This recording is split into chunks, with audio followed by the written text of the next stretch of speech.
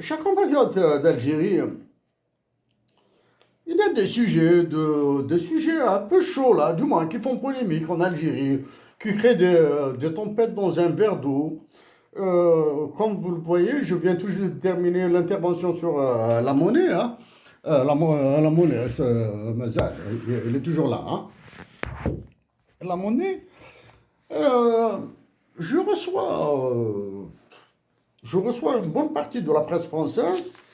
Mais le journal le plus épais là, hein, le plus épais, je mets pas plus de 4 minutes dessus. Hein. Ça, quand je le lis, du moins, quand j'ai le temps pour jeter un coup d'œil maintenant, jeter un coup d'œil sur la presse française, c'est une torture que je veux m'épargner. Hein. J'ai échangé avec Yves Tréhard, etc. Bon, bref, ça c'est pas j'ai échangé avec Yves Tréhard, j'ai tiré à boulet rouge sur Nicolas Bou, mais ça c'est de la vieille histoire, hein, ça fait très longtemps. Et récemment, un intime. Bon, vous voyez une chronique du titre. L'Hexagone est devenu le couteau suisse de la vie politique algérienne. Un pays à la fois exécré et envié, objet d'une multitude d'instrumentalisation. Publié le 17 février 2025 à 6h20 et nous sommes le 19. Cette chronique est signée par Kamel Daoud. Curiosité, peut-être, ou bien un truc, curiosité comme ça. J'ai jeté un coup d'œil rapidement. Kamel Daoud. Il y a 7, 8 ans, je t'ai demandé ton avis sur la dotation de l'Algérie d'un hymne national bilingue en tamazight et arabe. Tu ne m'as pas répondu si mes souvenirs sont bons. En tout cas, ça je suis sûr, tu ne m'as pas répondu. Est-ce que ça te fait peur d'aller sur ce sujet? Et pourtant, c'est un sujet qui enclenche, qui concerne directement l'avenir de notre patrie. Bref. J'ai eu un échange carabiné avec Yasmina Khadra, qui est complètement silencieux. Avec Yasmina Khadra, par honnêteté, du moins, honnêteté, peut-être que j'ai été assez sec, assez sévère avec lui, peut-être que je m'excuserai encore hein, pour un ou deux mots que j'ai eus, que je pense, sans être déplacés, mais ils étaient un peu bien remplis là. Hein, et, bien remplis avec, je pourrais m'excuser pour deux mots. Deux mots. Mais pour toi, Kamal Daoud, je sais que tu es rentré dans des considérations un peu scabreuses là, de vie privée, de dignité familiale, etc., etc. Ça, je passe. Dois-je te rappeler que Kate Biassin a animé une conférence à l'âge de 17 ans à Paris, conférence dans laquelle il a défendu l'émir Abdelkader, à Paris. 17 ans, 18 ans. Il allait sur ses 18 ans. Kate Biassin. Ok? Te dire que même si nous ne nous sommes jamais vus, nous avons signé à une période commune dans le quotidien d'Oran. Oui, moi je signais dans les pages centrales, toi tu signais une chronique. Ouais. Et en parlant du quotidien d'Oran, en plus de l'éditorialiste Kasseline que je tiens à saluer, il y a Akram Belkhaïd, une plume que j'adore. J'adore la plume d'Akram Belkhaïd. Ah, je l'adore, même si maintenant nous avons des divergences sur certaines positions que je lui ai exprimées, qu'il m'a répondu. Mais Akram, si tu écoutes, si tu entends ces mots, sache que tu fais partie de ces personnes que je serais ravi de recevoir à Bougelil avec chez Ima. Hein. Donc, même s'il y a eu des petits comme ça, des petits trucs là. Mais maintenant, ta position sur un hymne national bilingue en Algérie pour en tamazirt et arabe, أهلا وسهلا بك. Donc, Kamal Daoud, quand j'ai lu cette chronique que j'ai imprimée là, du 17 février 2025, il y a une phrase,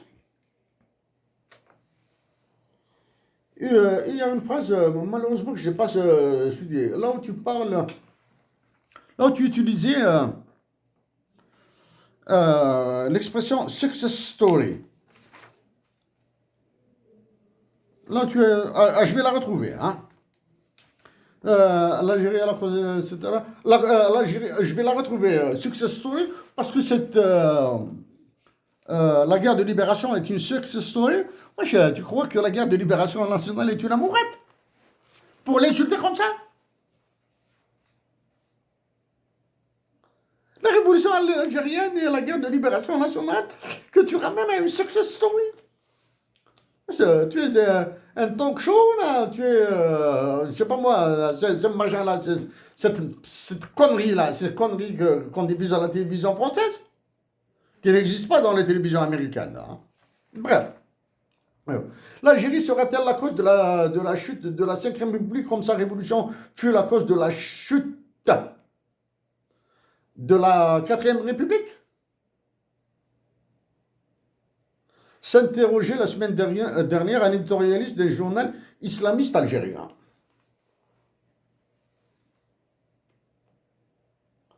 Est-ce que la guerre de libération nationale ou sa révolution, là tu utilises le terme révolution, hein, est la cause de la chute de la Ve République, Quatrième République? Algérie serait la cause de la chute de la Ve République? La guerre de libération est la chute de la Quatrième République. La chute de la Ve République, c'est-à-dire celle qui est République actuellement dirigée par Macron, la Ve République là. Ce sera pas la guerre de libération nationale, ne sera pas la cause de la chute de la Ve République. C'est la mégalomanie de ton roi, de celui que tu veux servir, de celui à qui tu lèches les bottes, Emmanuel Macron, qui va la faire chuter.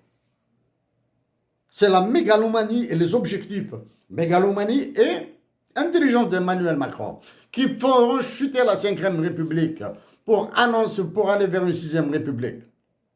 La guerre de libération nationale a été vendue par ceux qui sont à Alger. Bref, on passe. La France intime, c'est l'ennemi éternel et idéal pour esquiver le présent. Qui esquive le présent? C'est toi ou ceux qui bossent, travaillent, cravachent pour redonner la noblesse que mérite la révolution et la guerre de libération nationale? Le remake de la guerre d'indépendance, parler de la guerre d'indépendance de l'Algérie, tu sais que là tu es en train d'insulter de l'émir Abdelkader jusqu'au dernier shahid de la guerre de libération nationale. Je ne parle pas des ayants droit. Hein. Tu es en train d'insulter de l'émir Abdelkader jusqu'au dernier shahid. Et je pense aussi à tous les survivants de la guerre de libération nationale qui sont demeurés handicapés, malades.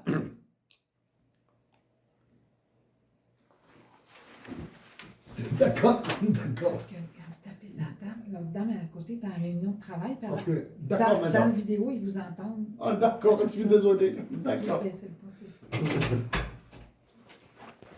Donc, tu as insulté de l'émir Abdelkader jusqu'au dernier martyr de la guerre de libération nationale. Tu insultes tous les handicapés, tous les blessés de guerre qui ont survécu, comme Sadr Chaud. Bien sûr, tu ne connais pas Sadr Chaud. Tu peux écrire toutes tes conneries là. La France sert question bête. Je lis, hein, question bête. À quoi sert la France en Algérie? La France, c'est-à-dire cette image intérieure qui symbolise à la fois le refus de l'universel et du monde en même temps que le désir et la rancœur. Réponse, cela sert à plusieurs cuisines locales. Qu'est-ce que c'est que cette écriture-là?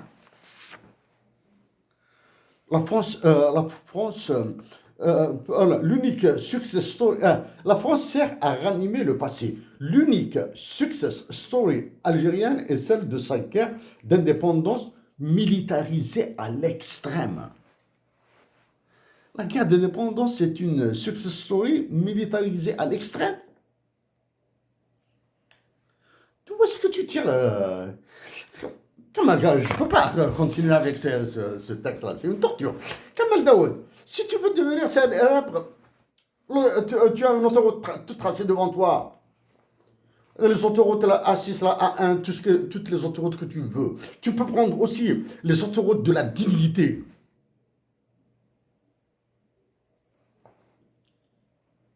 Okay? Pour défendre des Algériens, Douma, pour soulever la question au moins des Algériens qui ont été assassinés à Paris par la police française. Prendre position pour les Palestiniens qui souffrent en France. Douma, pour les militants pour la cause palestinienne comme Georges Ibrahim Abdallah, au lieu d'écrire ce genre de conneries-là. Kamal Daoud. Dans 2 générations, 3 générations, il est probable que tu seras une star de la littérature algérienne. Peut-être. Littérature algérienne. Sache que la littérature algérienne, celle qui ressemble à celle de Curzio Malaparte, okay? À celle de Louis-Ferdinand Céline, à celle de William Faulkner, existe déjà en Algérie. Et tes talents sont encore très petits pour l'égaler.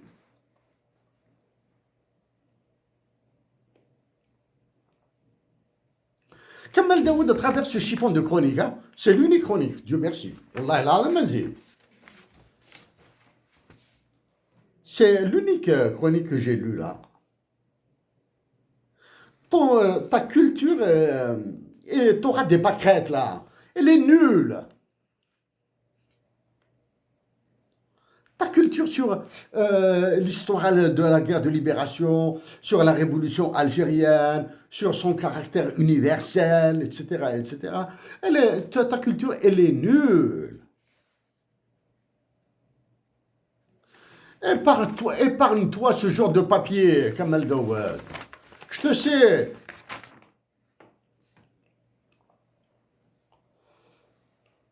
Dans un livre écrit en anglais, une histoire, parce que tu es coincé dans la langue française. Tu es coincé dans, je sais pas moi, dans les livres écrits en français, par des Français, etc., etc. Et il y a des Français que j'aime beaucoup là. Ok? Mais la culture française là, tu n'es pas sorti, tu n'as pas, ta tête, ton cerveau, ta jugeote là, elle est toujours dans la mare au canard, comme celle du canard enchaîné là. Dans la mare au canard, elle n'est pas ouverte, ta tête n'est pas ouverte sur la culture anglo-saxonne, sur la culture américaine, sur la culture indienne, sur la culture italienne, comme celle de Curzio Malaparte. Ok? Donc, une histoire de la guerre du 19e siècle à ce jour, ouvrage collectif en anglais, écrit sous la direction de Bruno Cabane et traduit vers le français, etc., etc. Okay. En Algérie, les Français, considérant qu'ils conduisent des opérations de maintien de l'ordre, n'autorisent qu'une application restreinte de la Convention de 1949. L'action du Comité international de la Croix-Rouge CICR se limite à la vérification des conditions de vie des détenus entre les mains des Français sans que le terme de prisonnier soit d'ailleurs utilisé pour les désigner. Okay? À l'inverse, les indépendantistes algériens tentent d'utiliser leurs prisonniers, peu nombreux d'ailleurs, et les conventions internationales pour légitimer leur prétention à un statut d'État. Nous en respecterons les lois de la guerre que si l'adversaire fait de même. Justifier un responsable du FLN après l'exécution de 3 prisonniers français en représailles à celle de Abdelrahman Taleb, guillotiné le 24 avril 1958. Dans le même livre, la seule femme dont le viol a été rendu public est Jamila Boupacha. Cette jeune militante du FLN de 21 ans avait déposé une bombe dans une brasserie d'Alger en 1959. Arrêtée, elle est torturée et violée par des militaires français. Dans le chapitre... ça, c'est un échantillon. C'est un échantillon. Kamel Daoud.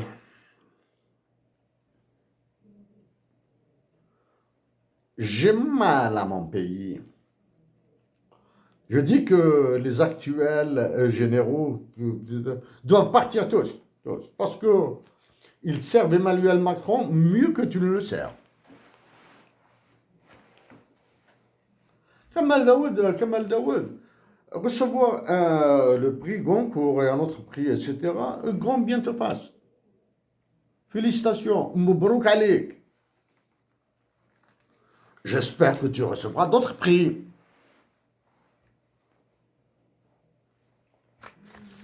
Mais ton indigence à travers, ton indigence intellectuelle, ton indigence patriotique, à travers cette chronique, montre le caractère minable de ta pensée, pas de ta personne.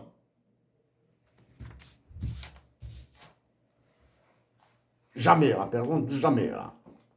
Ta pensée, elle est minable, elle est triste. Elle est au ras des pâquerettes, là. Elle est dans les égouts. C'est une pensée d'égout, là.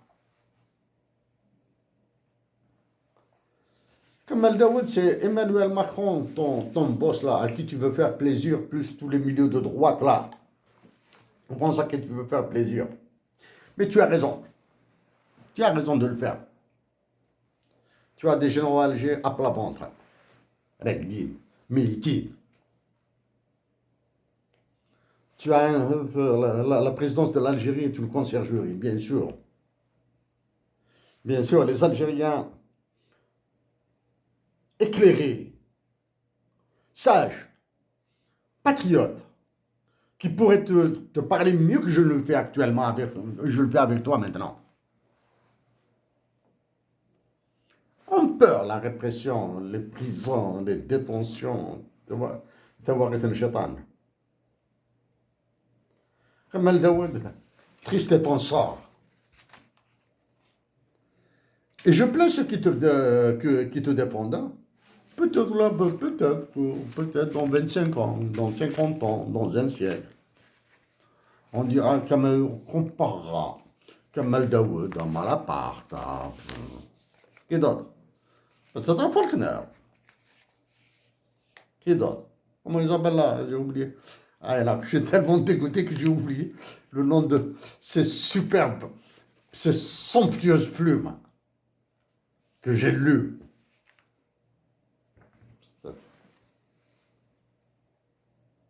Honte à toi, Kamel Daoud. Qualifier la guerre de libération nationale et la révolution algérienne de success story.